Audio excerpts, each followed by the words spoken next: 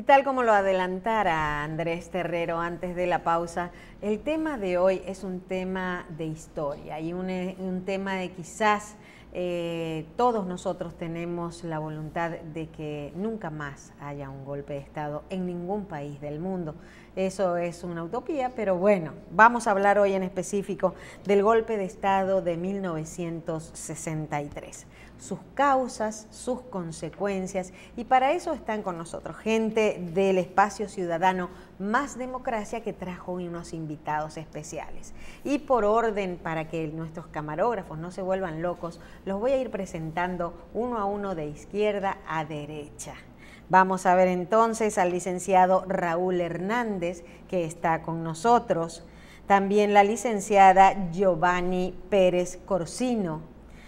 El doctor Fabio Herrera Roa, que nos honra con su presencia el día de hoy, al igual que la señora Sonia Valenzuela, mejor conocida como la Coronela, tan bella, y también el señor Joaquín Alberto Ramírez. Bienvenidos a todos, y para nosotros es un orgullo, un placer y un honor que todos ustedes estén aquí.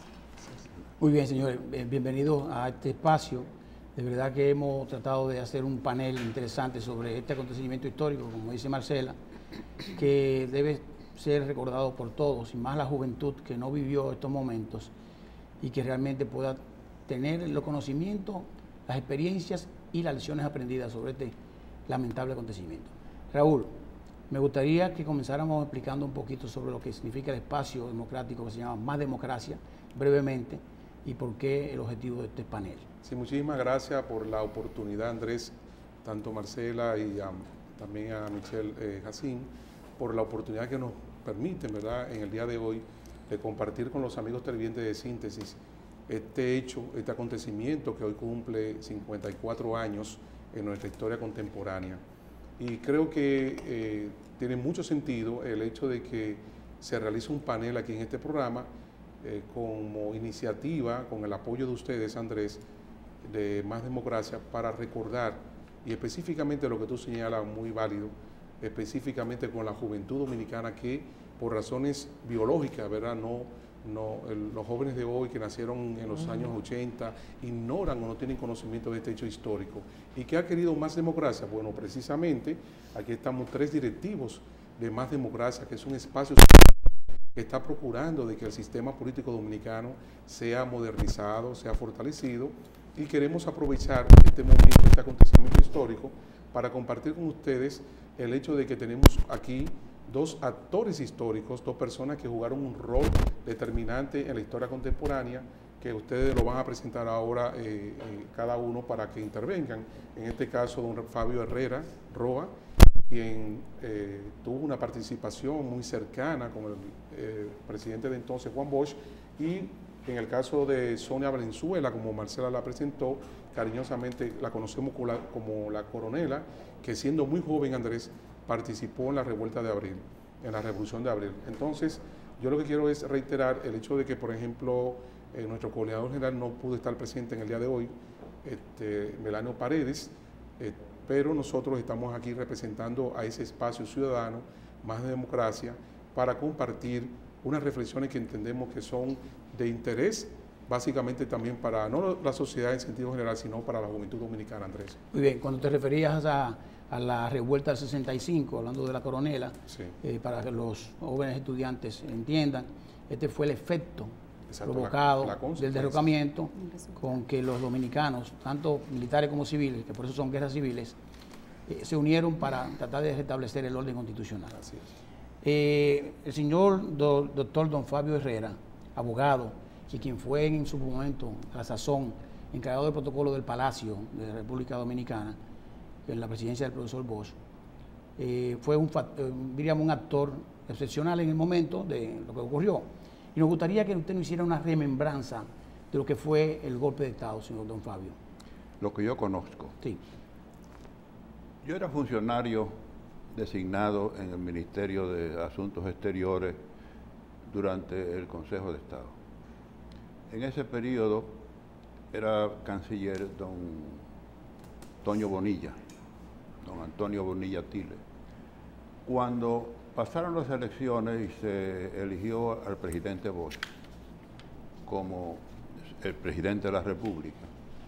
El doctor Bonilla me encargó especialmente de ocuparme de toda la parte relacionada con el protocolo y creó una comisión, a mí y el doctor Rafael Pinedo, para que trabajáramos con un grupo de funcionarios del Partido Revolucionario Dominicano para los temas de las invitaciones y la organización de todas las actividades relacionadas con esto. Así comenzamos a trabajar haciendo reuniones en el despacho del general Viña Román, quien reunía había un mayor de la policía, había un coronel, un mayor también de la aviación, estaba yo como representante de Cancillería. Al principio había representantes de la Embajada de Venezuela en una primera reunión y de la Embajada de Estados Unidos, porque ya habían demostrado intenciones de venir el vicepresidente de Estados Unidos, Lyndon Johnson, y el presidente Rómulo Betancourt, que era muy amigo del presidente Bosch. Habían otros presidentes que anunciaron su visita durante ese periodo, el de Honduras y de Guatemala. Nos reuníamos todos los sábados en la mañana en el despacho de Viña Román, como dije. En uno de estos sábados, ya el presidente Bosch regresando, habían ya muy adelantadas las invitaciones, eran muchos los invitados que el presidente hizo para su juramentación. Comenzamos a trabajar sobre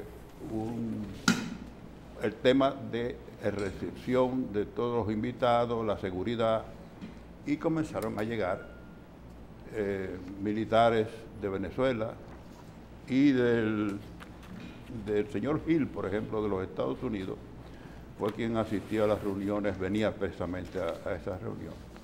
Un sábado de esos se suspendió la reunión. Se suspendió. A mí no me lo informaron, debieron haber llamado a Cancillería, yo no estaba ahí, y fui al Palacio. Fui al despacho del ministro de la Fuerza Armada. Cuando llegué encontré una situación muy extraña. Yo cortésmente tenía grandes relaciones con el general Viña Román, quien lo vi como una estatua, paralizado en su despacho, que ni me saludó. Al extremo tal de que ni siquiera me acerqué a su despacho, sino que me fui a donde su ayudante, el coronel,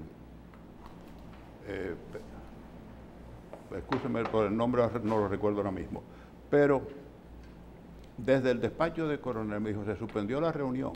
Dije, sí, pero no me dijeron nada. ¿Y aquí qué está pasando? Había un movimiento y el general me mira y yo me le siento frente a su escritorio sin decir palabras. Y en eso entraron 2 o 3 oficiales de alta graduación, se acercaban a él, le decían cosas en voz baja. Pero yo oía cada vez que abrían la puerta del balcón del despacho, oía un rum rum de voces y me paré, vi un movimiento muy amplio de muchos oficiales y me volví a sentar de nuevo donde el señor Viña Román, el general. Él me hizo seña con los ojos. Yo lo entendí así, que le fuera a avisar a las señoras que estaban del otro lado. Eran ya como las 11:30 de la otra punta. Yo me levanté sin decir nada, me fui al despacho de Paulino Asiático, el coronel Paulino Asiático, era su asistente, y salí por una puerta del pasillo más distantes, que no se viera que yo estaba saliendo al despacho del general. Y fui con una gran calma al despacho de mi tío Fabio, que era viceministro de la presidencia.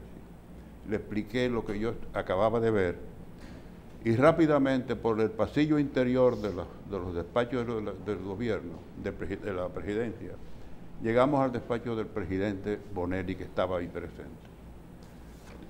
Le cuento lo que yo había visto. El presidente Bonelli me ordena que llame al Consejo de Estado, a los miembros.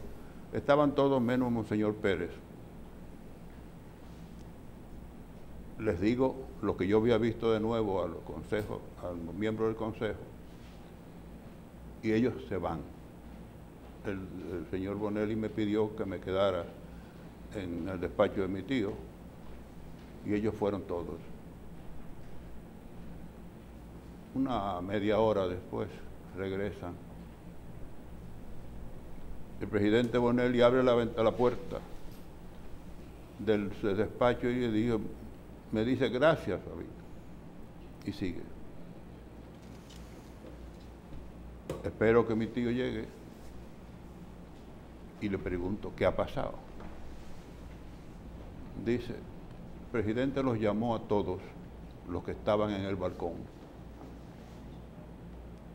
Les dijo pocas palabras de que el gobierno del Consejo de Estado había sido felicitado en el mundo entero por las elecciones que se habían celebrado tan limpias y neutrales, y que eso no lo iban a echar a perder nadie, mucho menos suspendiendo lo que se pensaba hacer.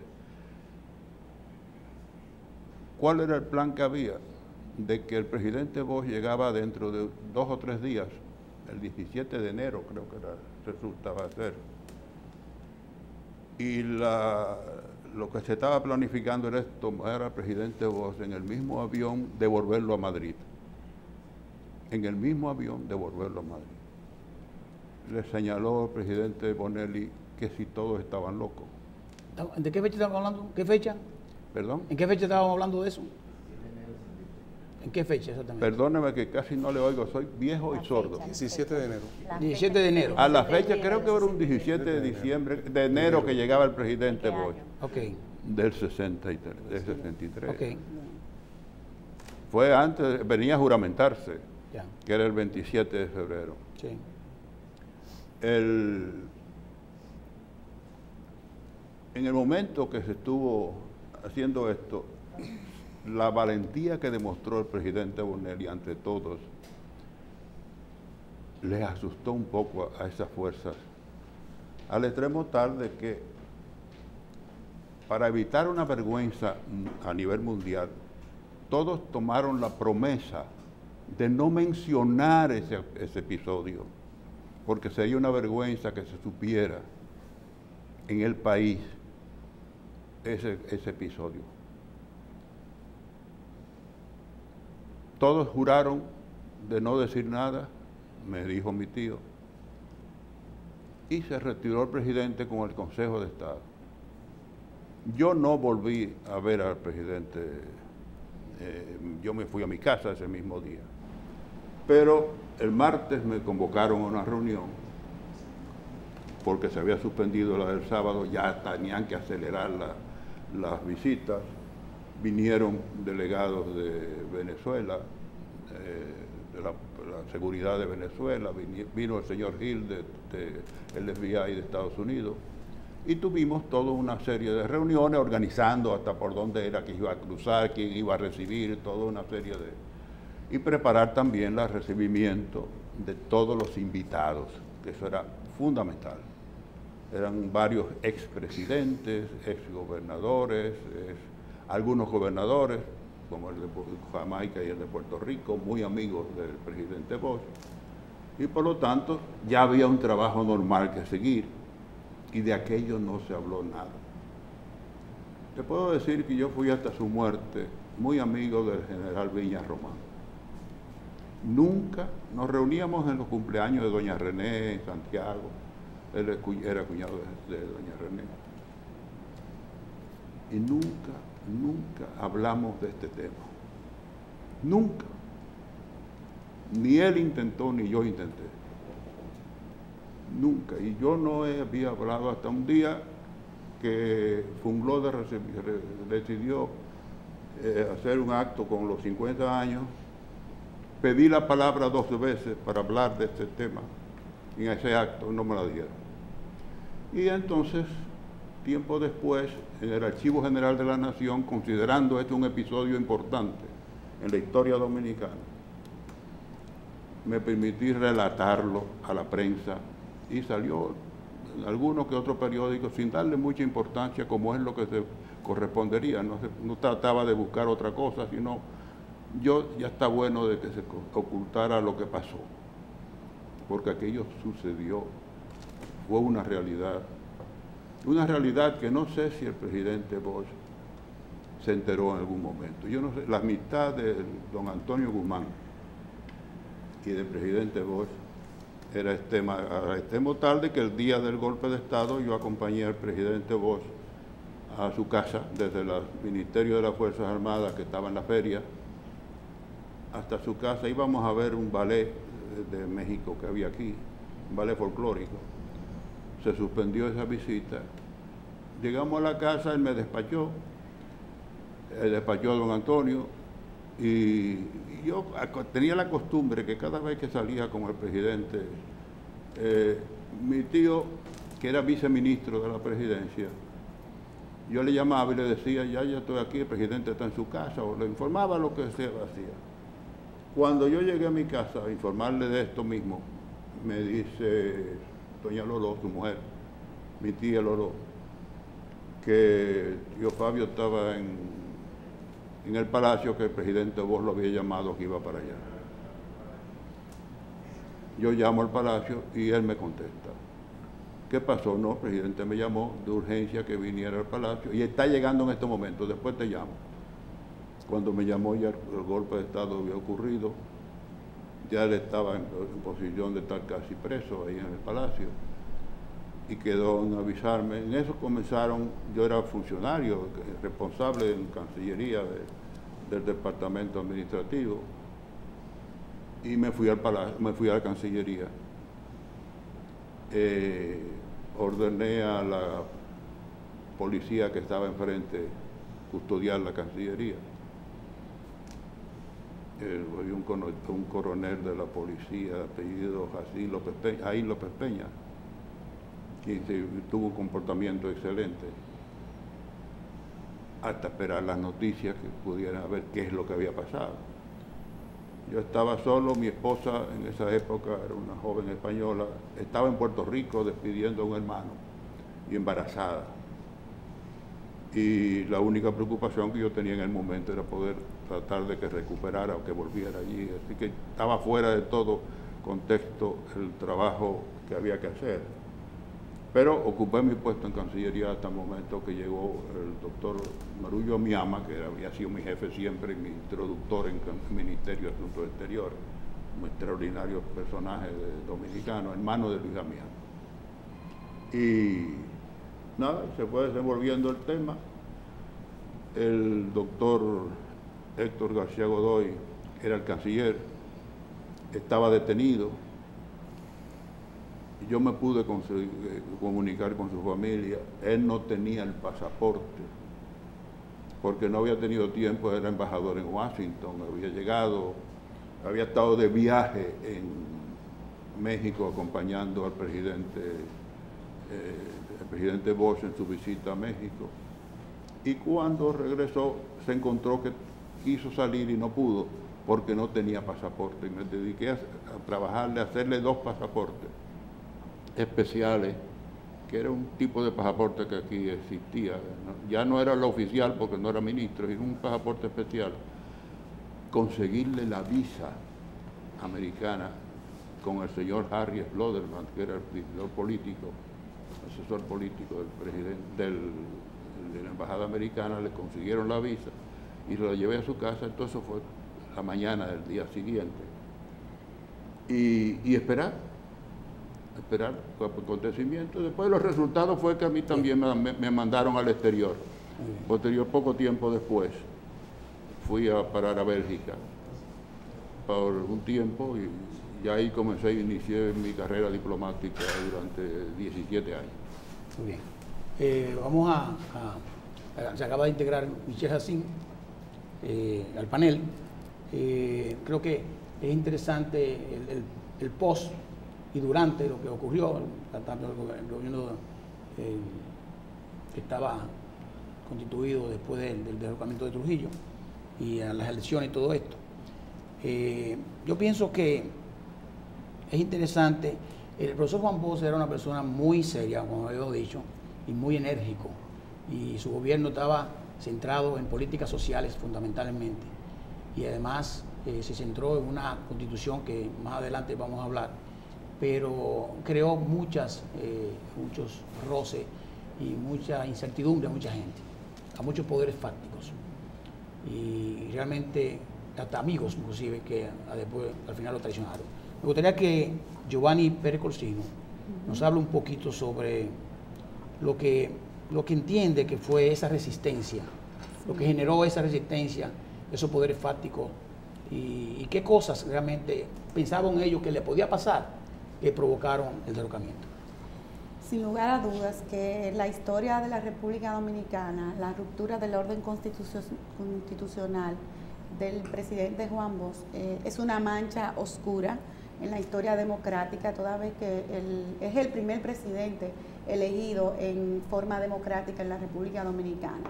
Desde antes de juramentarse ya el presidente estaba siendo asediado para impedir incluso su juramentación. Se habla de un complot antes de el presidente Juan Bosch juramentarse.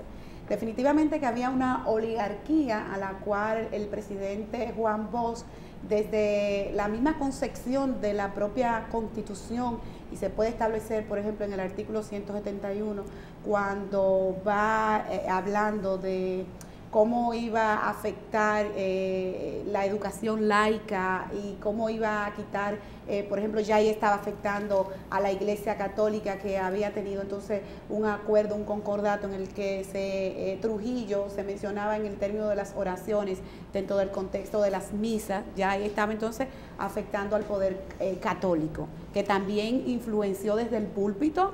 Incluso hubo huelga durante el gobierno de Juan Bosch, que se pueden ver perfectamente los afiches y la pancarta donde se decía democracia sí, comunismo no, para un poco poner en perspectiva comparada el gobierno del profesor Juan Bosch con el gobierno de Fidel Castro en Cuba, y por supuesto desde ahí entonces comenzar a tejer una cuestión que, si bien es cierto, no existía, porque el gobierno del profesor Juan Bosch en modo alguno se puede evaluar como un gobierno comunista, sino como un gobierno que viene entonces a revolucionar en términos de políticas sociales, que va a chocar con los intereses de la oligarquía, ese grupo empresarial. Por ejemplo, cuando el presidente Juan Bosch decide que como políticas públicas va a instalar una fábrica de ropa en Barahona, o cuando el gobierno dice que va a instalar una fábrica de telares, que va a haber un plan de capacitación para 25.000 obreros, que esos 25.000 obreros van a estar en la capacidad de confeccionar la nueva ropa. Bueno, y en fin, va afectando distintos poderes empresariales, esos poderes fácticos que muchas veces son invisibles, que existen, que hoy día se le llama el establishment, pero que son capaces de presionar fuertemente a cualquier gobierno para sus beneficios personales. Entonces, otra cuestión que se puede también leer claramente es que Juan Bosch, dentro de las medidas del gobierno, manda al Congreso de la República la revocación de un contrato de una empresa internacional que pretendía la construcción de la refinería de petróleo. Como vemos, el presidente Juan Bosch está tocando grupos de intereses muy fuertes desde el punto de vista de la configuración económica. Esa clase social, recuerdan ustedes que el profesor Juan Bosch introdujo un nuevo debate en el escenario nacional político. Recuerden que el escenario antes de la toma del poder del profesor Juan Bosch democráticamente, el debate político era los trujillistas y los antitrujillistas. Y ese debate entonces es sustituido por los hijos de Machepa y los tutumpotes, referenciándose a los tutumpotes con la clase alta, la clase empresarial, la clase que venía con muchos privilegios desde la época de Trujillo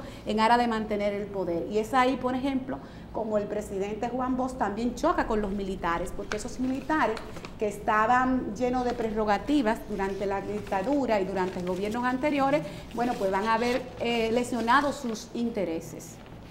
Entonces, digamos que es un conjunto de factores y un conjunto de intereses lo que van a afectar naturalmente el gobierno del profesor Juan Bosch y que van a dar al derrocamiento del golpe de Estado, evidentemente Washington tuvo que ver, hay influencia de poderes en Washington que también van a intervenir para que el golpe de Estado sea una realidad. Bien, diríamos que con el objetivo que tenía el profesor Juan Bosch de hacer una transformación social en la República Dominicana, después de tener una dictadura tan férrea como la de Trujillo, 30 años de opresión y de muchísimas cosas, había que hacer un trabajo muy, pero muy fino y muy responsable. Juan Bosch siempre lo fue, además de ser un escritor preclaro en las cosas que tenía claro lo que era la población. Se centró en modificar la estructura del Estado, se centró en hacer una nueva constitución de la República, que era una constitución del pueblo, para el pueblo. Y realmente, efectivamente, hasta el día de hoy, se dice que, bueno, diríamos que en el 2010 algo se aproximó, pero la mejor constitución de la República fue la del año 1963. Entonces yo quisiera que un médico político, como nuestro amigo Joaquín Alberto Ramírez, nos explique algo sobre la constitución de la República. No dijimos que Giovanni es politóloga y también ligada a las ciencias económicas y sociales. Adelante. Bien, tal como dice Andrés Guerrero, el país ha tenido 39 reformas constitucionales, de las cuales yo diría que 36 son cortoplacistas, o sea, es para resolver una situación de coyuntura, pero solamente hubo en el país 3 constituciones reformadas con un criterio de largo plazo. Yo podía ubicarla, la que se hizo en 1868 con general José María Cabral Luna, la de 1963 y la de 2010. Y es la constitución del 63 en la cual Bosch da un cambio incluso en su inicio, porque la mayoría de las constituciones hasta la fecha empezaban definiendo lo que era el tipo de gobierno y la nación, pero Bosch en esa constitución establece los principios fundamentales. Y precisamente toda institución, hoy por hoy, en estos tiempos, se ha hablado que se trabaja con valores. Ya no se trabaja en base a resultados, eso ha sido modificado, se trabaja con valores.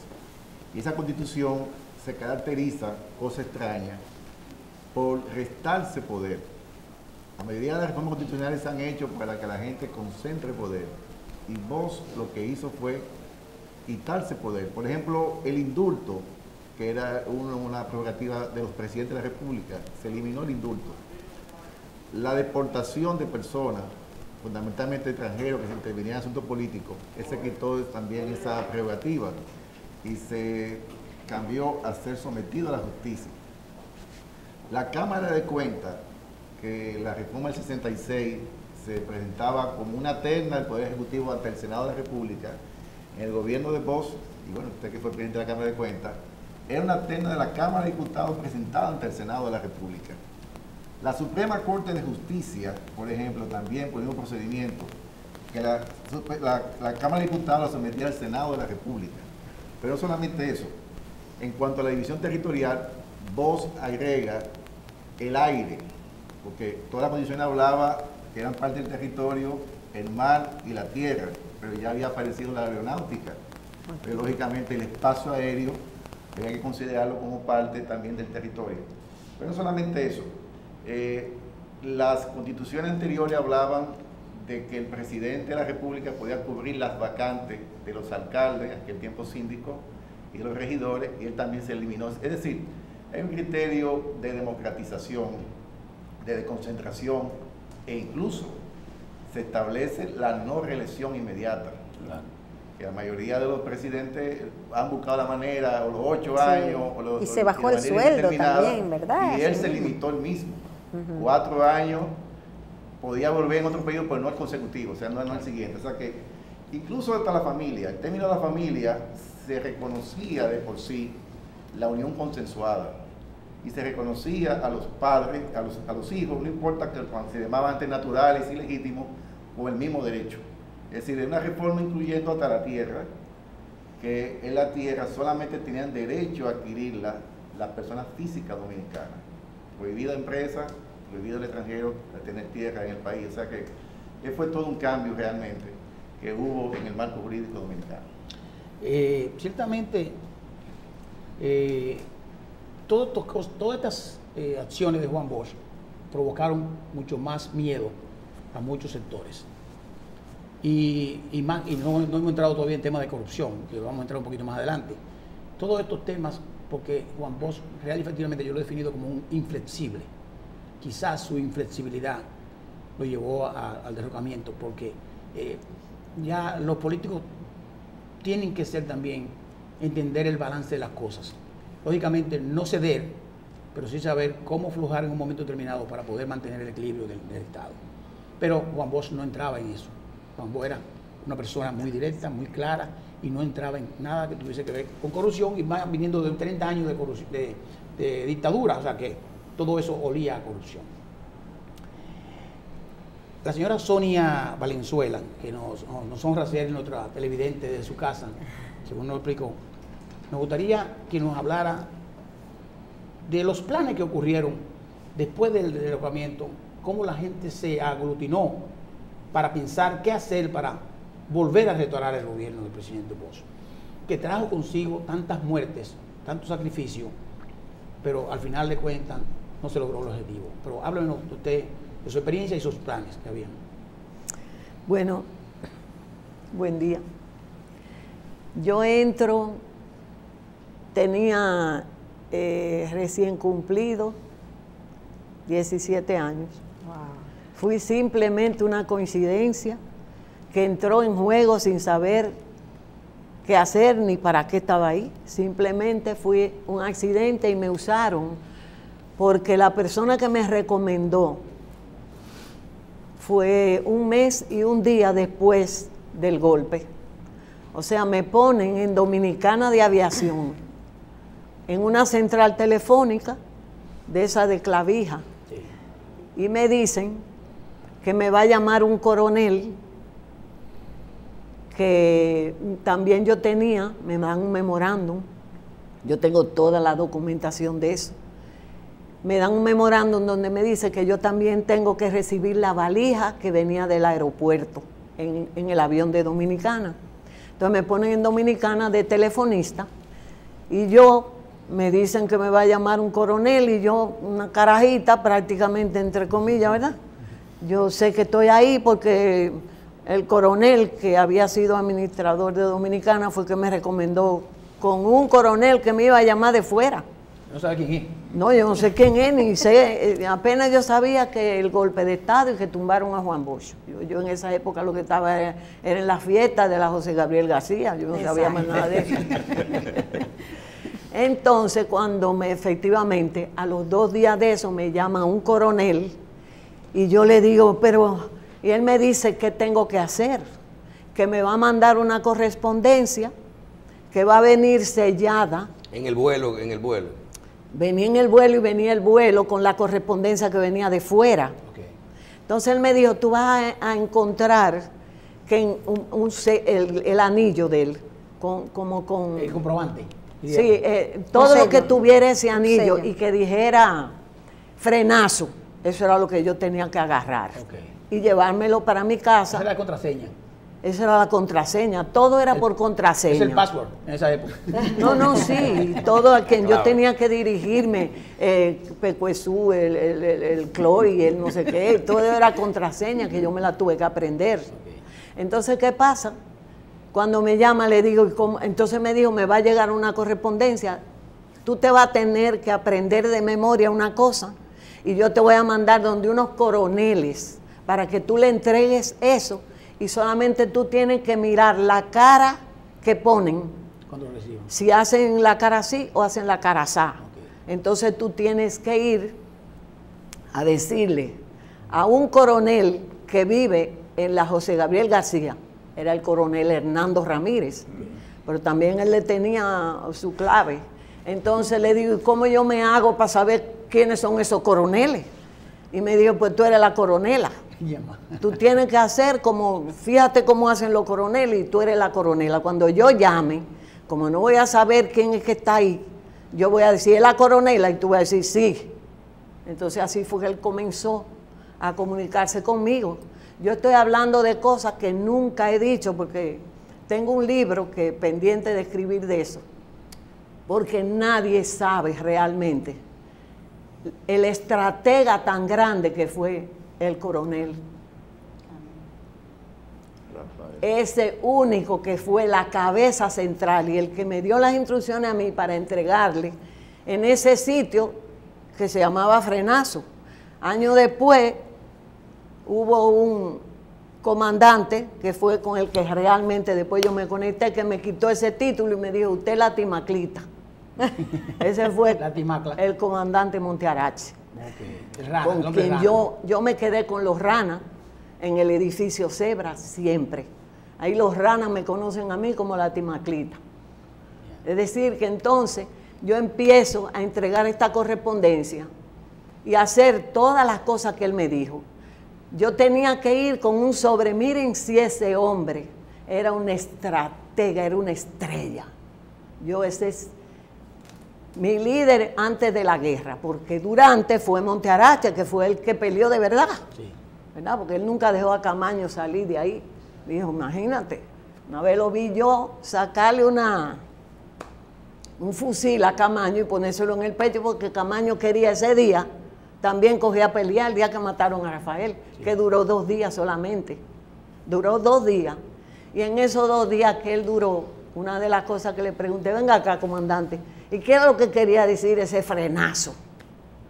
Y me decía, ¿dónde era que tú tenías que llevar esa correspondencia? Yo le decía, en la bomba de gasolina que está ahí en la Máximo Gómez. Y me decía, ¿y cómo se llama el dueño de la bomba? No sé. Entonces dice alguien que estaba por ahí, Parada Veloz. Ajá, ¿y qué es lo que es un frenazo? En la guerra, ese día que lo vi, fue que él me dijo qué es lo que era el frenazo. La bomba de Parada Veloz, pero yo no daba con eso. Pasaron 550 y pico de días para que yo, que había hablado tanto con ese hombre, entonces me encontrara con este hombre tan jovencito, 30 y pico de años, no tenía más de 31, creo yo. Sí. Entonces tan esbelto, yo me esperaba un viejo, un hombre de eso como Juan Bosch, una cosa así. Yo hablaba con ese hombre él con tanta autoridad, pero al mismo tiempo muy... como que él sabía que era con una carajita que estaba hablando, pero le habían dicho que era una persona muy discreta, y ciertamente esa discreción me mantuvo viva a mí, porque después que sacaron a todo el mundo, después de la guerra, a mí me pusieron debajo de la protección de un hombre que me protegió y que yo siempre lo voy a adorar, a idolatrar, porque me cuidó la vida. Lo único que ese señor me dijo que yo tenía que hacer era, no hable de la guerra, que tú no habías nacido cuando eso. Señores, y ese señor, con todo respeto y el cariño y la adoración que le tengo, porque me cuidó, se llama Amadeo Barleta. Okay.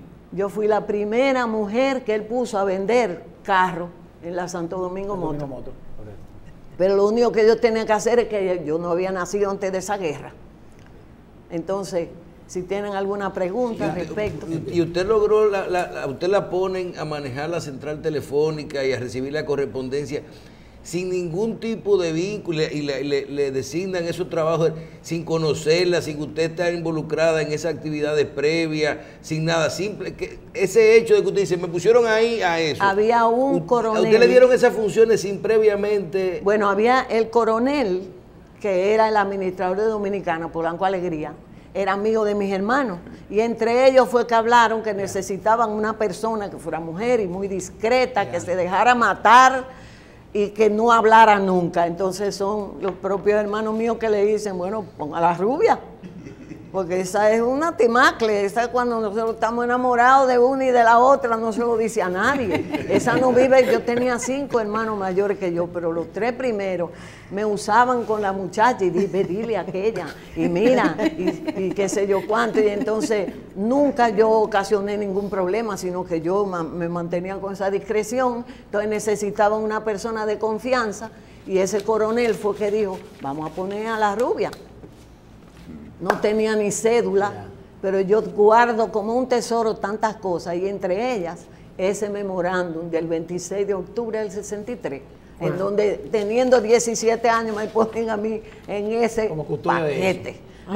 Con su experiencia y su primicia que nos acaba de dar aquí, hemos hablado del coronel Hernando Hernando Ramírez. Hernando Ramírez, Sí. y de un coronel de la Dominicana que no lo he dicho, pero me gustaría saber en qué momento entra el coronel Camaño, aunque lo tenían protegido ahí, cómo entra Camaño y cómo llega Camaño, brevemente nos dice eso, a ser el líder de la revolución. Bueno, eso fue una decisión de Juan Bosch. No se supone que en el momento que él lo decidió, eso era lo que se esperaba. Pero él entró justamente por el coronel Fernández Domínguez, porque los papás de ellos habían sido Fausto, Sí, Camaño y Ludovino, que lo mataron en San Juan, estando yo muy chiquita. Yo estaba allá cuando supe que lo mataron en el Hotel Maguán, en la Fortaleza, por ahí. Entonces yo tenía referencia de esa gente.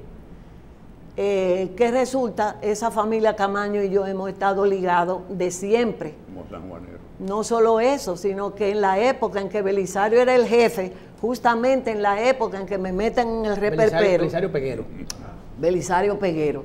Justamente en el tiempo que me meten en el reperpero, yo tengo un señor tío político casado con una hermana de mi madre, que era el coronel Rubén Darío Núñez. Entonces, él era el subjefe de la policía. Okay. Entonces, cuando pasa lo de San Juan de la Maguana, lo de los hermanos, aquello de lo de Palmasola, cuando pasa lo de Palmasola, Camaño tenía su cabeza herida.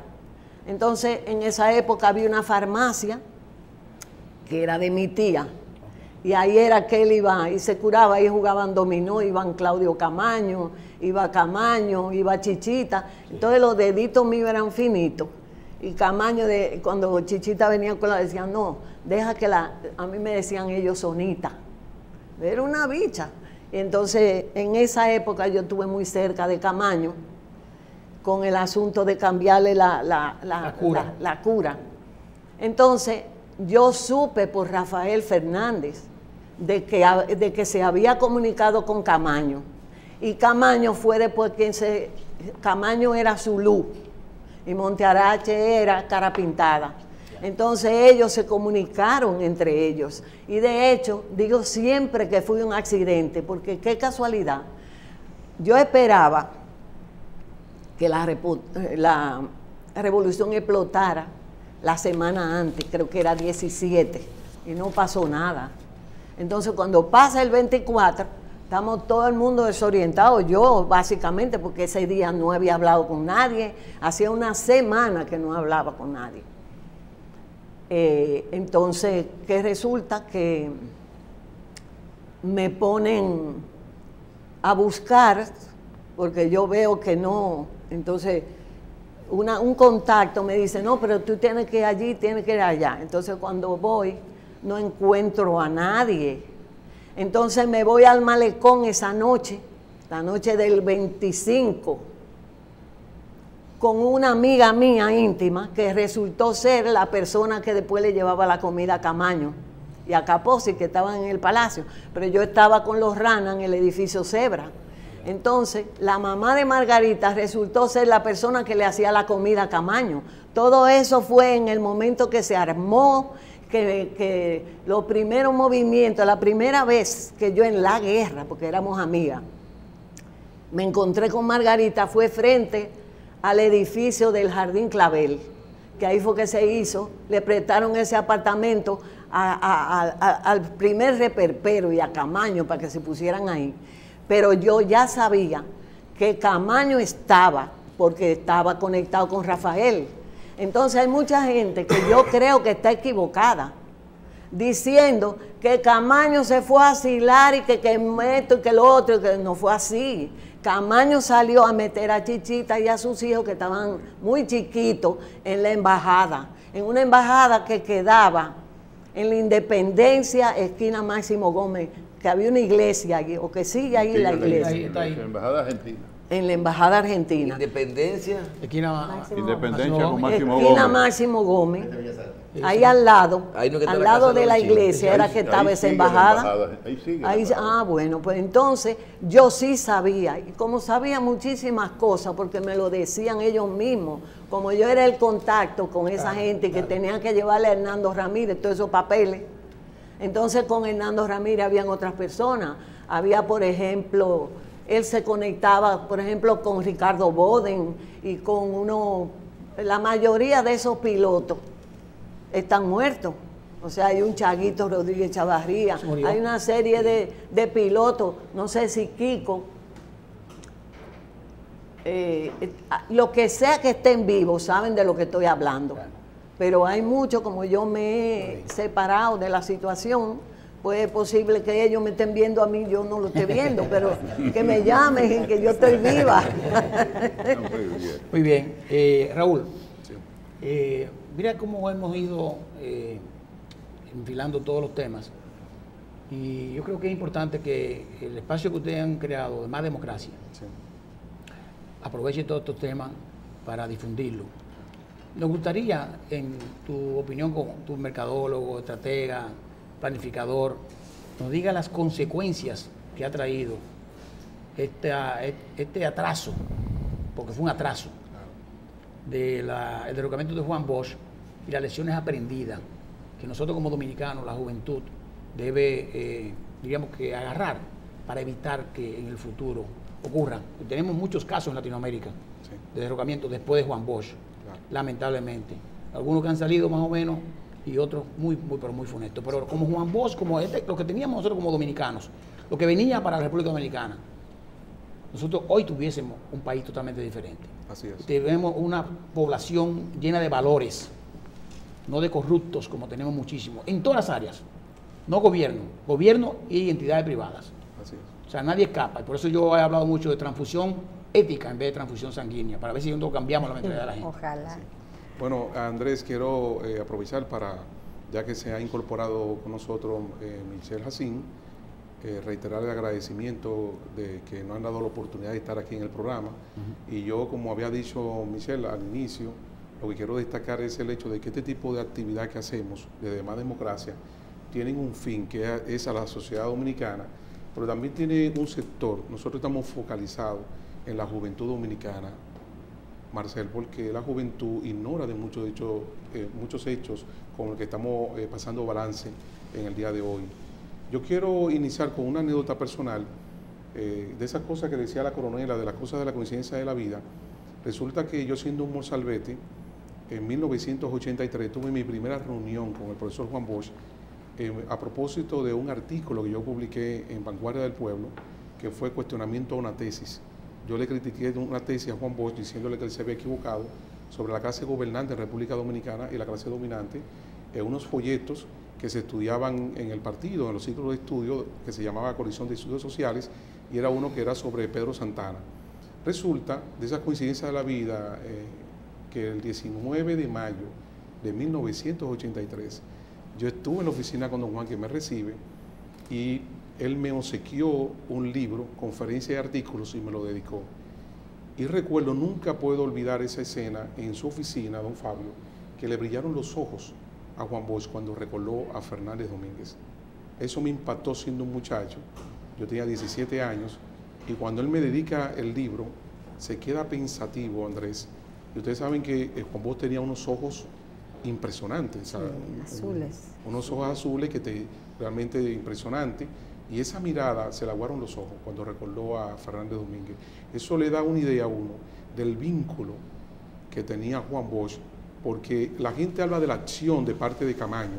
Quien asume la acción en la revolución, como dice la coronela, es el coronel Camaño. Ahora, el ideólogo de que regresara Juan Bosch a la presidencia, el estratega inicial, el que se acerca a Camaño, es Rafael Fernández Domínguez. Y recuerdo, traigo esto como una anécdota, porque ese día, el 19 de mayo de 1983, al dedicarme el libro, cómo Juan Bosch conectó con ese joven coronel que murió frente al Palacio ese 19 de mayo. Hago referencia a esto como una anécdota.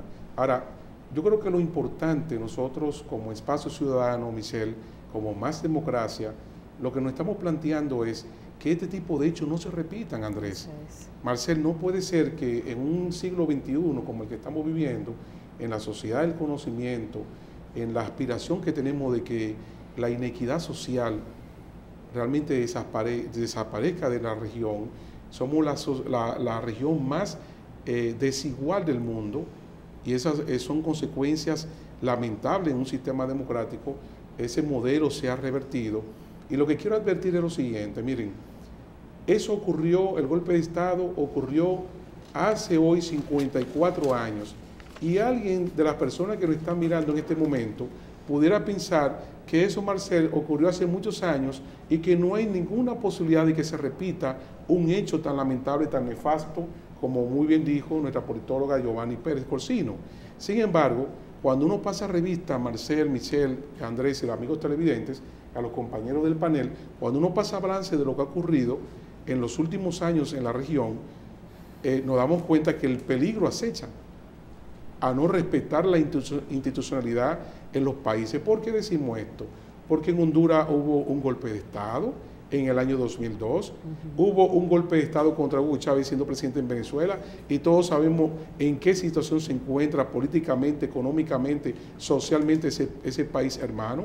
Hubo un golpe de Estado blando en Brasil y vimos las consecuencias que ha ocurrido.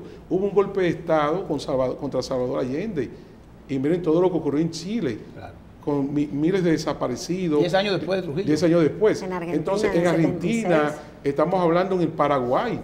Michelle, en Paraguay hubo un golpe de Estado blando. ¿Qué te indica todo esto? Que el peligro acecha, que está ahí latente, el no respetar la institucionalidad. ¿Y qué estamos proponiendo desde Más Democracia? Bueno, don Fabio ha planteado, ¿verdad? Ha sido un actor clave, tuvo una participación muy activa con el presidente Bosch, que yo incluso en su segundo turno en la ronda, me gustaría que don Fabio comparta con los amigos televidentes el momento en que, bueno, eso nos lo compartió Joaquín Alberto Ramírez, cuando él tuvo una conversación con el presidente Bosch, cuando lo mandó a buscar un papel timbrado para tomar una decisión, y me gustaría que en ese momento, cuando si tenga la oportunidad don Fabio, haga referencia a esto, porque eso te da una idea de qué estaba ocurriendo en el país. Y yo voy a terminar con lo siguiente. En República Dominicana se contrató a un especialista, el señor Attali, un francés muy reputado, un intelectual reputado, fue contratado por el gobierno del entonces presidente Leonel Fernández, y de ahí se creó una comisión que derivó como resultado, Michelle, un informe que se le llamó el informe Attali. Y Joaquín Alberto Ramírez, en reuniones que hemos sostenido en el espacio ciudadano Más Democracia, ha sido reiterativo con el hecho de que una de las conclusiones, Michelle, de ese informe Attali establece un llamado al pueblo dominicano del respeto a las instituciones. Incluso ha habido dos autores, Marcel, que escribieron un libro para establecer la diferencia de por qué razón los países desarrollados han avanzado, a pesar que si lo comparamos geográficamente con otros países, nos damos cuenta que el territorio no es determinante para que un país sea desarrollado o no, porque Suiza es mucho más pequeño que China, es mucho más pequeño que Brasil, sin embargo, Suiza es realmente un país desarrollado. No es la población, porque hay países con poblaciones pequeñas que, comparándolo con países con grandes poblaciones, no son desarrollados. Y para no cansarlo, sino concluir con esto, se establece que la gran diferencia, Andrés, está en que los países desarrollados han creado una cultura de respeto a la institucionalidad, que es la advertencia que nos presenta el informe Attali. Y la lección que yo creo que debemos subrayar en esta oportunidad que ustedes nos brindan es hacer un llamado a la clase política, que entendamos que estos procesos no deben repetirse nunca. Ese juramento del que habla don Fabio, fíjense bien, ni siquiera Juan Bosch había asumido la presidencia y ya hubo, Michelle, aprestos de devolver en el avión para España para que no asumiera la presidencia. Exacto. Entonces, esas son actitudes de sectores que nunca han querido respetar la institucionalidad. La lección aprendida, señores, es que eso ocurrió hoy hace 54 años y tenemos todavía la posibilidad de que haya una situación similar, y nuestra responsabilidad, ustedes como hacedores de opinión, que juegan un rol importantísimo en la sociedad a través del programa, y nosotros como estamos haciendo este intento de crear una conciencia ciudadana de la importancia que representa el respeto a la institucionalidad.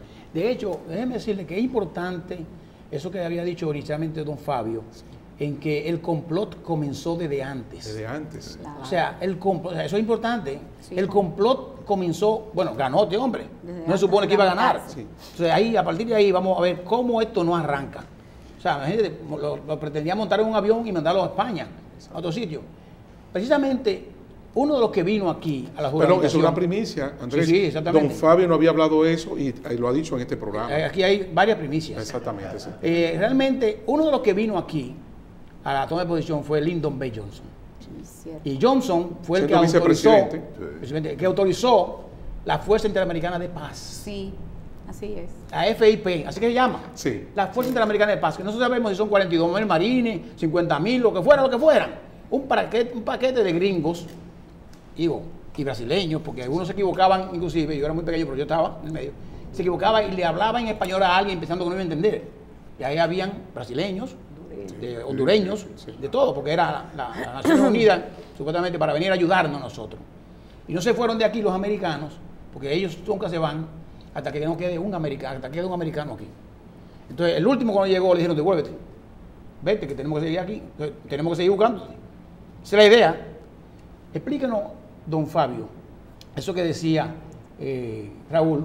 Tenemos un minuto para cada uno, vamos a decir así. Claro. Y además su componente, o sea, su composición para hablar un poquito sobre la ética que impregnó Juan Bosch en su gobierno. Todo comienza con el proyecto de constitución del presidente Bosch. Ella lo ha dicho con mucha claridad. Tal vez un proyecto que en aquel momento sobrepasaba un poco, porque después la mayoría de esas decisiones que contenía la constitución del presidente Bosch fueron aplicadas por leyes, como la del latifundio y muchas otras más. No habría que dar más detalles porque ella lo habló con bastante claridad. Para mí, ¿qué generó el golpe de Estado? La falta de apoyo del Partido Revolucionario Dominicano. Ok. Juan Bosch se quedó solo. Wow. Dígame usted, ¿quiénes eran los miembros del partido y quiénes apoyaron a Bosch en ese momento? Es la gran debilidad que tuvo el presidente Bosch, porque se quejaban de que no había empleo para los miembros del PRD.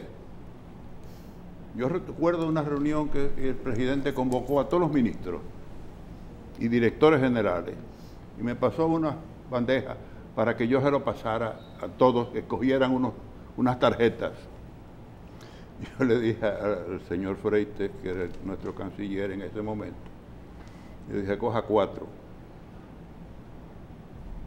Bueno, todos van cogiendo, unos cogían 15, otros 20, 25 tarjetas. Todas ellas contenían un nombre y una cédula para que eran miembros del Partido Revolucionario Dominicano y fueran designados, porque había una queja. Okay. Porque es que no había una estructura política del partido. No habían partidos políticos en aquel momento. Había un partido trujillista, claro, que había desaparecido, pero no estaban conformando. El Partido Dominicano. El único partido existente realmente era el PRD, porque la Unión Cívica era un movimiento cívico. Claro. Don Fabio, perdón, excúseme, y es cierto que él estaba tan debilitado o tan solo, que inclusive él había preparado o mandado a preparar una carta de renuncia.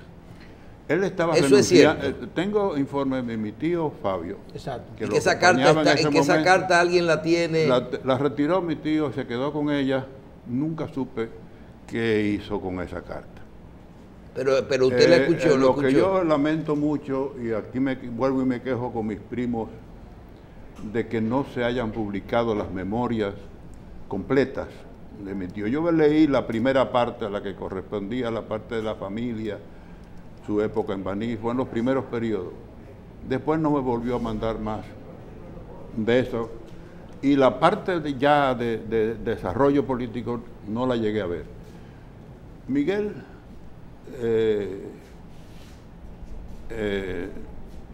Guerrero publicó unas memorias basadas un poco en lo que mi tío Fabio, porque su hermana Mercedita era la secretaria del tío Fabio, fue la que copió. Y imagino también conocía la historia perfectamente de ella. Era un libro bastante de 600 páginas. No, en esa época no se podía hacer copias. Entonces querían sacar la parte de la familia. Hay unas discusiones, el caso es que no se ha publicado, que merece que se tenga, eso necesita ser perdón, publicado. pero yo quisiera, perdón, don Fabio, ese hecho que Joaquín Alberto nos comentó sería importante para la juventud dominicana, de cuando usted conversó con don Juan, que le pidió un papel timbrado para tomar una decisión. Sí. Sí, sería importante. Era la parte de su renuncia. El consejo que le dio mi tío Fabio es que él no podía renunciar sino ante el Congreso. Y le pidieron, pues le pidió a mi tío, eso me lo contó, lo que les voy a decir me lo contó mi tío, fuera que llamara al presidente del Senado, el senador Casanova, de San Pedro de Macorís, y él se comunicó, pero cuando ya llegó aquí ya se había consumado el golpe de Estado.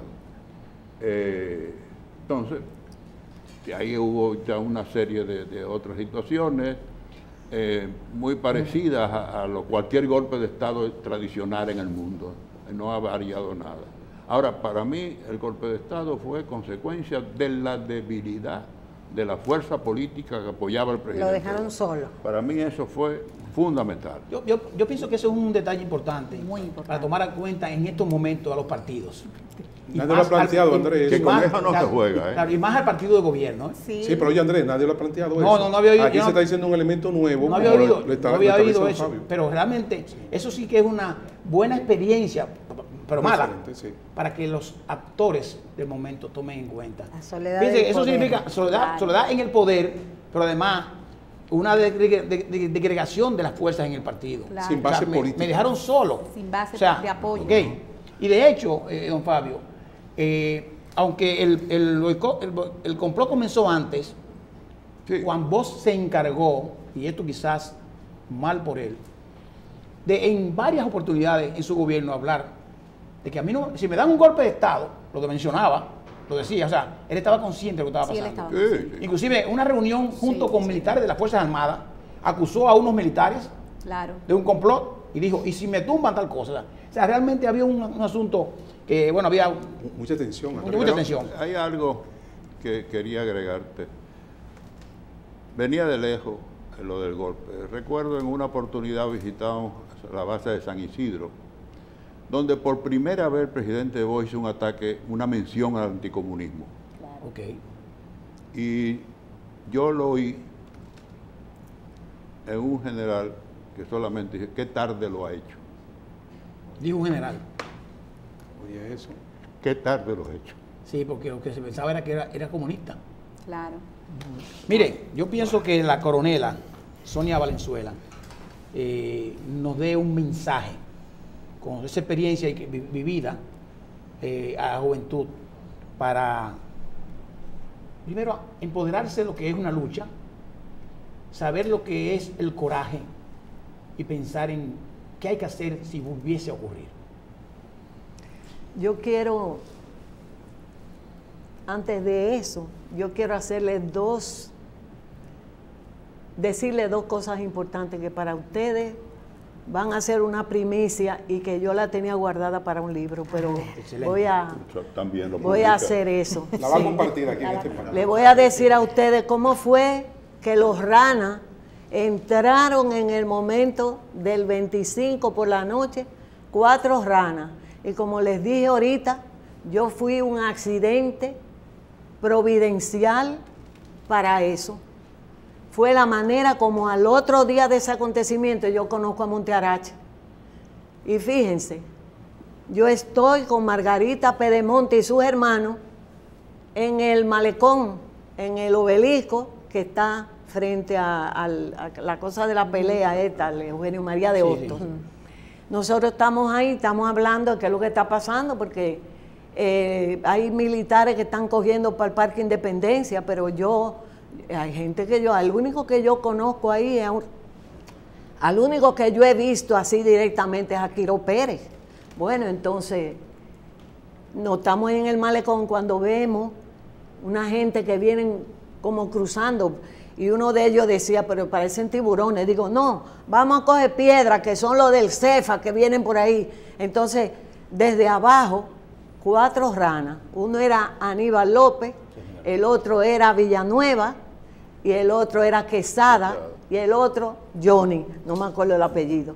Ellos cruzaron, entonces nos hacían señas, no me tiren piedra, espérense. Cuando ellos suben, entonces dice Aníbal, nosotros venimos a unirnos a los rebeldes, porque nos juntaron allá en Sanssouci y nos dijeron que viniéramos a capturar al traidor de Montearache, que se había cruzado para acá.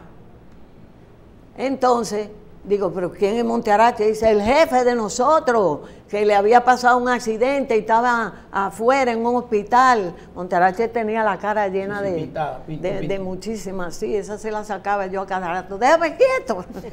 Y entonces, ¿qué pasa? Llegan ellos y nos dicen a nosotros lo que estamos es desarmados, necesitamos armas.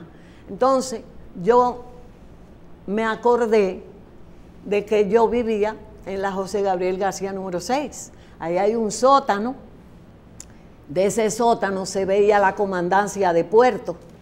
Y le digo yo, mira, el único sitio donde seguramente hay armas es ahí frente a la aduana, que ahí está, mira, tú te paras por al lado de la José Gabriel García, como quien va para las damas, y por ahí se baja. Hay un derricadero por ahí. Y me dice, ¿verdad? Y dice, ¿y en qué nos vamos? Entonces en eso pasaba un camión Nissan Cabol por ahí, yo me tiré en el medio y lo paré, párate ahí, espérate un momentico. Entonces Aníbal lo sacó, se subieron ahí y ahí se armaron primero los ranas. Al otro día, cuando se encontró con Montearache, yo andaba con él al otro día, entonces me lo presentó. Y ahí fue que Montearache me dijo, es una timaclita. Bueno, tan timaclita me consideró que cuando el asalto al palacio, el afán mío era Rafael, porque nada más hacía 2 días que había entrado. ¿Y cómo va a ser? Que ahora me dicen que lo mataron, ¿y cómo hacemos? Me dice Monte, mira, timaclita, y tú tienes que hacer una cosa. ¿Qué? Entonces me dice, este fue el plan. No encontramos a Capozzi. Cuando estamos en el agua, yo no me preocupo porque Capozzi siempre aparece 2 millas más para allá.